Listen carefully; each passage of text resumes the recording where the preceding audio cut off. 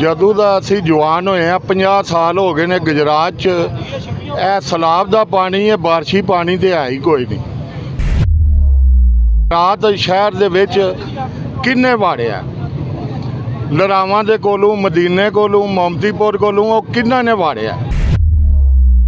ਗੁਜਰਾਤ ਦੀ ਆਵਾਮ ਸੁੱਤੀ ਸੀ, ਸੁਬਾਹ ਉੱਠੀ ਹੈ ਤੇ ਪਾਣੀਓ ਪਾਣੀ ਹੋਏ ਆ। ਇਹਨਾਂ ਰੁੱਖ ਕਿੰਨੇ ਇੱਧਰ ਤਬਦੀਲ ਕੀਤਾ। ਉਹ ਏਸੀ ਸਾਹਿਬ ਸਨ, ਉਧਰੋਂ ਚੌਧਰੀ ਸਾਹਿਬਾਨ ਦੇ ਸੈਕਟਰੀ ਸਨ 4।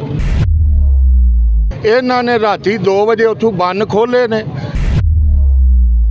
ਸਾਨੂੰ ਇਹ ਖਿਡਾਇਆ ਜਾ ਰਿਹਾ, ਨਾ ਏਸੀ ਨਜ਼ਰ ਆਉਂਦਾ ਪਿਆ, ਨਾ ਡੀਸੀ ਨਜ਼ਰ ਪਿਆ ਹੁੰਦਾ, ਨਾ ਸੀਓ ਨਜ਼ਰ ਪਿਆ ਹੁੰਦਾ। ਦੁਕਾਨਾਂ ਸੀਲ ਕਰਨੀਆਂ ਹੁਣ ਤੇ ਆ ਜਾਂਦੇ ਨੇ।